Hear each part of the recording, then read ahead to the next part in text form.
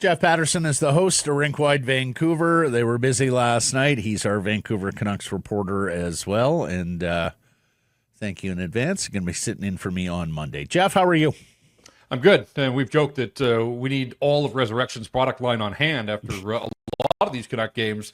Yeah, I've had the odd G&T in my day. Grew up in a household where rye was poured as well, so no stranger to the odd rye and 7. They've got a rye too. Yeah. Like the idea of a ready-to-go old-fashioned right out of the bottle. They got that in the product line too. So, Nice. yes, we're not quite there yet where this has become a regular feature on the post-game show, but nights like last night, again, make you think that we should have the product on standby. So how damaging do you think an overtime loss is going to be here, Jeff? Well, I guess I look at it and think that they're now a point further from the playoffs than they were when they started the hockey game. And look, buzzer beaters are incredible, and that one was as well. And, on the first day of March Madness, the timing was pretty good too. So on that level, they got something. Something's better than nothing, but guess what? 2 is better than 1, right? This is hockey math at this time of the year. Mm-hmm. And so it's hard to get terribly excited about the idea of, yeah, they salvaged something and got a single point. But, at the end of the year, you add them all up. Like last night's loss doesn't sink them. It just makes the challenge that much greater. So you put it on the pile and you move on to the next one. I've said that they have to go 3-3 or at least get 6 of 12 points on this road trip. That's not going to keep them above the playoff bar, and they're no longer above the playoff bar. But I think that will keep them in the race. The problem is that 5 of their final 9 games are against those top teams in the Western Conference, and so it's only going to get tougher from here. They were in that hockey game. Like, you guys help me out. Where did the track meet of the third period come from? Because for 40 minutes... Oh, yeah. For 40 minutes, and particularly the opening 20, I was a little disappointed. The big win over Winnipeg, I thought they would carry the vibes. They knew the importance. And 2 shots in the first minute and 1 over the final 19 of that opening period. And I guess I fear that if they do sneak into the playoffs, that's what playoff hockey is going to look like from the Canucks, where they're just going to try to defend and win 1-0. And then when the other team opens the scoring, that game plan goes out the window. So credit to them. They didn't go quietly in St. Louis. But 60 minutes or 63 minutes, again, at this stage of the season, just left you wanting more. A few minutes in, the shots were 6-2 St. Louis, and I'm sitting there going, wow, this could be a whole lot of fun. I started feeling dumb about asking Blake a park the bus question yesterday when we discussed this game.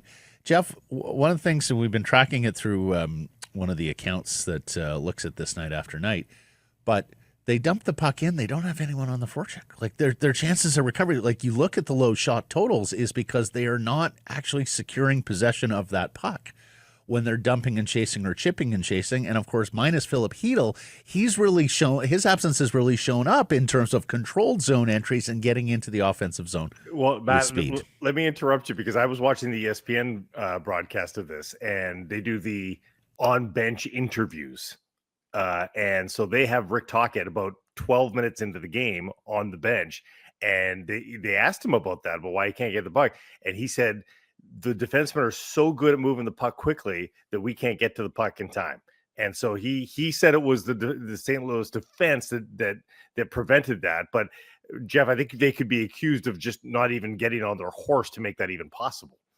Right. So we can say they play dump and chase, but really they play dump and try to chase. Yes. And look, Jordan Binnington's sort of an underrated puck handler, and I think that was another layer in that they dump the puck in. Binnington goes out every time, stops it, and either moves it or sets it up for the defenseman then to break it out easily. And so, that part was frustrating too. Again, I just thought that they proved something to themselves against Winnipeg that they would apply the very next game out. And instead, that looked a lot like the Utah game where they struggled with Utah's breakout and speed through the neutral zone. Jordan Kyrou, I thought, was flying all night long.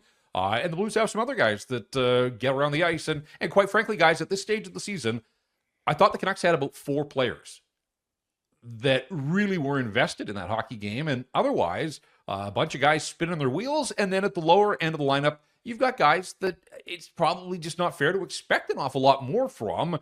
Guys that have spent the majority of the season down in Abbotsford, that you're just not thinking that they're going to come through and generate an awful lot in the way of offense for you. So Besser and Pettersson, to a lesser degree, Nils Höglander, Kiefer Sherwood, I thought they all stepped up and performed for the Vancouver Canucks. But I thought it was a dreadful night for Pius Suter, who's been really good for them all season long.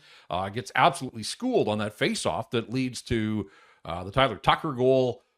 Suter went 2-13 in the face-off circle. Like, come on, at this stage of the season, and he's been bumped up to the 2C role. Like, that just, you got to find a way to dig in and saw off a few of those draws at the very least.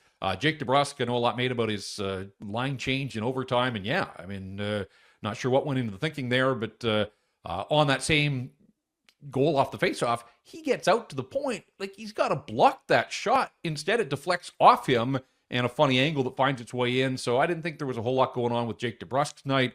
Connor Garland, Dakota Joshua, on it goes. And quite frankly, guys, it was a rough night for Quinn Hughes. Let's be honest here. He's on the ice for 3 of the 4 goals, including the game winner in overtime. No idea what he was thinking when he deflected that first goal. Just no need to touch that puck. Now, I want to be very clear here that this isn't a criticism of Quinn Hughes. This is a criticism of the organization asking this guy to play 11 and a half minutes of the third period, 2.5 minutes of overtime, 30-plus minutes in a hockey game like this. That was his 4th game in 6 nights with a back-to-back and cross-continent travel. And I get it. Their game plan when they start every game is that Quinn Hughes is going to be the best player on the ice. He's going to tilt the ice in their favor. He's going to do incredible things, and the rest will flow from there. But at some point, you get diminishing returns. When you run this guy out night after night after night after night, in the last 5 games, since he returned from the lineup for the game in Calgary, he's averaging 27 minutes and 45 seconds in a league of 700 players. There is only one guy that's within a minute of that amount of ice time, and that's Zach Werenski in Columbus, who's having an incredible season, and they lean on him a lot. But that just shows you the extreme workload right now for Quinn Hughes. And so, you ask, look at their overtime record again. It's been a disaster, and it's a huge part of their season. Quinn Hughes should be the ultimate difference maker in overtime. But again, you're not getting the best of Quinn Hughes by the time 60 minutes is up, and he just doesn't have anything left in the tank. I think it's so apparent now. So you're asking him to do superhuman things at this stage of the season, and I think it just caught up. He looked gassed last night, and when he's on the ice for 3 of the 4 goals the other team scores, you know that that's not a normal night at the office for Quinn Hughes. What do you make of some of these role players that, come playoff time, the Canucks thought that Dakota Joshua's got the get out of jail free card. I get it. But man, like a heavy player, that would, real Dakota Joshua would have come in handy last night, don't you think? Yeah, for sure. And it is this sort of delicate dance that the fact that he's playing in the NHL after being diagnosed with cancer is an amazing story in and of itself. But he's in the lineup every night, and he's got 1 goal in his last 15 games at a time right now where every goal matters, every play matters. And yeah, there's just way too many nights where, unfortunately, it's been difficult for him to have any kind of impact on the hockey game. Connor Garland missed the game, so the fact he was back, that's good. And it bodes well for the rest of the road trip, but probably not 100% there. And those 2 guys had Nils Amon as their center. So again, that's a big ask right then and there. Teddy Bluger, you're not going to expect an awful lot in the way of offense. Drew O'Connor scored a nice goal against Winnipeg, but guys, that was his first goal, O'Connor. His first goal in the run of play as a Vancouver Canuck. He scored an empty netter, and he scored a penalty shot goal, and that was the first time that he had scored, while a game was really unfolding and still up in the air. And so I don't think you look at Drew O'Connor as a guy that you're going to lean on to generate a ton of offense either. Unfortunately, these are their candidates. These are their guys. And I know we can talk about, hey, should Lekkerimäki have been in the lineup? Yeah, maybe. But in a 1-goal game in the third period, how much ice time ultimately was he going to get? Linus Karlsson didn't play much down the stretch. And so this comes back to the tried and true and the guys that you're supposed to be able to trust. And look, they got 3 on the road. Like, that should get you something. And ultimately it did. It yielded a single point. But overtime again, frustrating for the Vancouver Canucks. And they end up shooting themselves in the foot with the bobble of the puck, the poor line change, and then giving up a 2-on-1. And as we said with Quinn, the old adage in hockey, right? If you're the defender on the 2-on-1, take away the pass, give the goalie the shooter, and Quinn just commits to Braden Shen, who makes the easy pass over to Broberg. And night is over at that point. So again, is it the mental fatigue on Quinn Hughes? Because that just didn't seem like the kind of decision that he would generally make in that situation. Tyler Myers getting sucked over as well. Yeah. Tyler Myers, just when we were praising Tyler Myers, that was a rough one for Tyler Myers. Let's get to Elias. He giveth, he taketh away. He helpeth. He giveth back again. What did you make of number 40 last night, Jeff? Yeah, and on Rink Wide and the chat, he was right at the center of it all again, and the knives were out. And I thought, of all the nights, like go back to January and February, people were screaming for this guy to have multi-point performances, and he did yet again. And yeah, it's a heck of a pass to Brock Besser into space there to recognize that was the play, and time's winding down. So 2 more assists. He's in on 2 of the 3 goals. Yeah, I mean, does he fumble the puck in overtime? Yes. When you look at the overtime foibles of the Vancouver Canucks, Elias Pettersson hasn't scored an overtime winner for them all season long. He has scored overtime winners in his career, but when you're looking at reasons why overtime hasn't gone their way, he is one of their difference makers, and he hasn't been able to make a difference. But I just thought a little misguided to really lay the loss at his feet last night. I laid my case out there. I thought there were other guys that didn't pull their weight, and so that top line, again, the game in Calgary last week, he scores in the third period to get that game to overtime. Here, he's part of the line in the third period that comes through. Rick Tocchet talked about all these moments of late.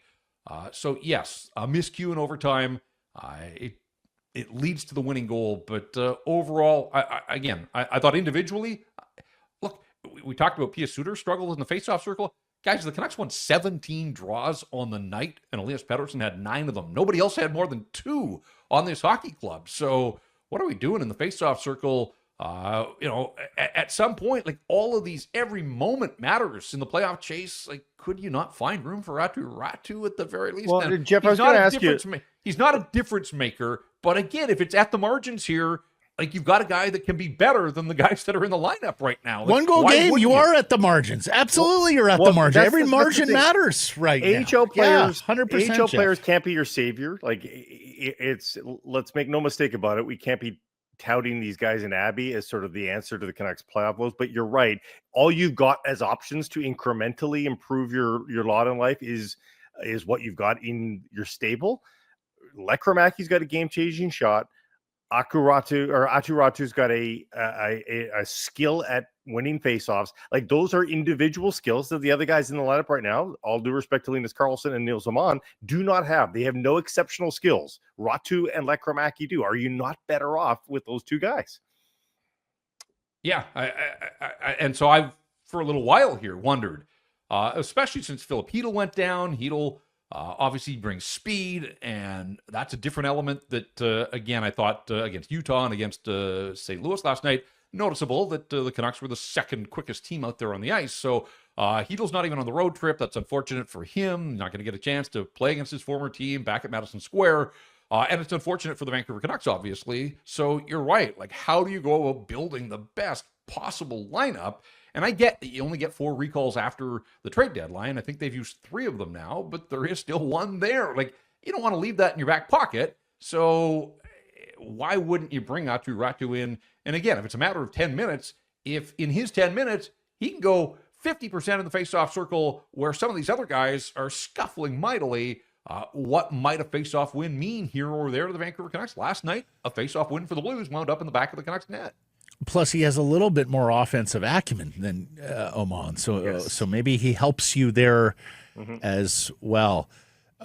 If they miss the playoffs by a point or 2, are we going to rue overtime, Jeff, or are we going to look back at an individual game and say it was that one, or are we going to just look at some of the individual struggles of some of the players? Like, I find myself in this mindset now, reflecting back on the season and going, why are they in this spot? And if it doesn't come to pass, the Stanley Cup playoffs, that is, where are we going to pin the tail? What says you?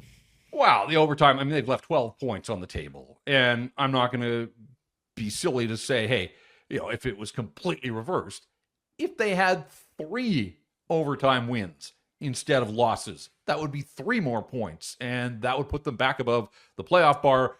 As far as individual games go, Matt, I have to go back to the game out of the Christmas break against Seattle with a 4-1 lead and 5 minutes to play. Come on. Yeah. The Kraken can ultimately be around for 100 years at some point, and they'll probably look at that one and think one of the most improbable victories in franchise history. So they absolutely flushed. Now, they got a single point out of that, but there was a point that absolutely got away from them. There have been a few others, the 2-0 lead in Utah in the third period, and lost that game in overtime. They've lost both games to St. Louis in overtime. I mean, how critical are those points? They lost to Utah in overtime. They lost to the Calgary Flames in overtime on the first night of the regular season. Now they got one back against the Flames in a shootout, so I guess that part's a push. But they didn't beat any of St. Louis, Calgary, or Utah straight up in the season series. Like, they didn't outright win a season series against any of those teams. And that's the surest way to make up ground in the National Hockey League, is to win these games, do it in regulation so that you get all the points and the other guys are left wanting. But, I mean, there's going to be so many reasons. Obviously, at the top of the list as they go into New York is all of the drama around this hockey club. And certainly there were some injuries that played into it as well. But, yeah, just missed opportunities. It's really been a season of missed opportunities. And so another one fell by the wayside last night when they did well to tie it, and it was sitting there for the bonus point, and unfortunately they let it get away. And let's just clarify this, because Jeff, with a prescient tweet yesterday about the head-to-head with St. Louis, the Canucks have a regulation win against the Blues this year. The Blues do not have a regulation win against the Vancouver Canucks. Your tiebreakers are as follows: greater number of games won, excluding overtime and shootout. So regulation R-dubs. Yep. Victory, R-dubs. Greater number of games won excluded by the shootout. So regulation and overtime wins is your next tiebreaker. Greater number of games won in any manner. So total victories, the column that's most usually on the left. And then here was what Jeff was getting at yesterday. This is the fifth tiebreaker, everybody. The greater number of points earned in games against each other among two or more tied clubs. They have the same number of points earned against each other, St. Louis and Vancouver. So then you go into the subset of tiebreakers within that tiebreaker. And for the purposes of determining standing for two or more clubs that have not played an even number of games with one, that's not it. When more than two clubs are tied, the percentage of available points earned in games among each other shall be used to determine the standings. So I think you have it, Jeff, but we are deep into the tie-breaking procedure if it gets to that place. And I think this is the important part here, that it would take a lot to get to the head-to-head record, that essentially you start the tiebreakers with their 82-game records and go from there. And if everything else was equal, then you would get to head-to-head. So I don't think it's going to matter, but it's also interesting to note that head-to-head against the Calgary Flames, the Canucks and the Flames both finished the season with records of 2-1-1 against each other. So their records are identical too. That's how tight it is. I mean, essentially, it really is going to come down probably to the final weekend of the regular season. And of course, the Flames had that one game in Los Angeles postponed and then tacked on. So the Canucks are done. Calgary's going to be the last team in this little chase here to play a game. Utah's in St. Louis on the final night of their regular season. So the drama likely to unfold. It's just a question of, can the Canucks hang in this race and be part of the mix right down to the wire? Just one more thing. In 3-game sets, if you get deep into that tiebreaker, you throw out the first game in the city that hosts 2 of the 3. I kid you not. It's right here. I'm reading it. I've seen that. And Blake, I'm sorry, but your favorite stat, goal differential, it is merely the 6th tiebreaker, sir, after the head-to-heads and all the subset. That doesn't bode well, because the first game against St. Louis, the first game in St. Louis was the Canucks regulation win. You're throwing that one out the window. So that is the one that throws out if we get down to the subset tiebreaker of the 5th tiebreaker. Real quick. Real quick. We got to ask you, does anything happen in this Canucks-Rangers game? And ultimately the poll question as well, overall, are the Canucks better off without JT Miller? I'm not expecting much matinee hockey in Manhattan. Rangers are reeling. They've got 2 wins in 9 right now. They've fallen below the playoff bar. They've fallen behind the Islanders. In fact, after Bo came through as the Canucks were losing in overtime, there was Bo Horvat scoring a big OT winner for the Islanders. Canucks will see Bo and the Islanders on Wednesday, but Look, JT Miller's in a slump himself now. Got off to this terrific start, but I think he's gone 9 without a goal and 3 without a point. They lost to the Leafs last night. They've lost 3 straight at home in this stretch. So the stakes are high for both teams. I think it'll probably look and feel that way. Interesting to note, too, guys, that I assume it's going to be Kevin Lankinen again. That'll be his 9th start in the last 10 games for the Vancouver Canucks. Meanwhile, Igor Shesterkin, if he plays, he's played 13 of the last 15 for the Rangers. So these teams just leaning on their number one guys and not necessarily squeezing the results out of them. So maybe the Rangers go to Jonathan Quick for an afternoon game. Who knows? We'll see about that. But so I'm not expecting fireworks. I mean, we all know the storyline here, but nothing happened at Four Nations, and I don't think anything is going to happen here between JT Miller. In fact, I think Miller, if my understanding is, going out for dinner with a bunch of his former teammates tonight in New York. EP40 probably not on that list, but some others. So a little get-together, reunion tonight, and then get after it. As for the poll question, look, especially with Filip Chytil out of the lineup right now, it's hard to say that the Vancouver Canucks are a better hockey club without JT Miller. They're playing all these games that look and feel like playoffs. So this is a guy that rose to the occasion in the postseason last year.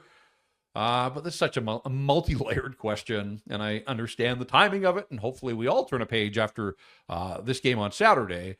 But and I saw JT quoted in the New York media today saying, like, he needed a fresh start. It was time to go, and I guess I kind of feel that same way. So, the air has been cleared here. I'm not sure either team's going to make it to the playoffs now. We'll see how it all plays out. So that would be a disappointment, I think, on both sides, obviously. But boy, they could use a JT Miller-like player right about now. Yeah. Unfortunately for them, Miller's going to be on the other side tomorrow. Jeff, I'm so very disappointed. Have we forgotten Game 8 in Boston and all the matinee hockey can be firework hockey? And I think as I said earlier in the show, I don't think JT's going to be able to help himself. There's a moment. So, do you think there's a moment? Yes. I think there's a moment because I think the pride runs deep. I think his pride is incredibly wounded that he's the odd guy out here and that he's heard everything that he's had to hear, much like some of the stuff we discussed here about his tenure in Vancouver. And, I think something happens. I think he takes a run or tries to lay a hit on Elias Pettersson, and then I think we're into a team toughness question and moment for the Vancouver Canucks. We can't agree on that, right? Like if JT goes at Elias tomorrow, Jeff, Canucks have no choice but to Wolfpack, right? Yeah, I would agree with that part. I mean, I think it's small W Wolfpack just because that's kind of been their response on a lot of nights. But they are small W's. It's comeback. It's still a Wolfpack. Comeback. Yeah, so, no, I would agree with that. But, look, I just don't think with the stakes what they are on both sides, like, I can't imagine that JT Miller goes rogue to exact some sort of personal revenge. But a moment in the hockey game, somewhere along the line, sure. We've seen JT sort of go down that road in the past. So, yeah, I mean, look, there's a lot of intrigue, and understandably so. So let's see how things play out. And obviously we'll be breaking it all down on Rink Wide on Saturday afternoon. That'll be fantastic. We'll be watching. We'll be listening. Jeff, awesome stuff. You're in here for me on Monday. Appreciate that. And huge games now. Meaningful games in March and hopefully April.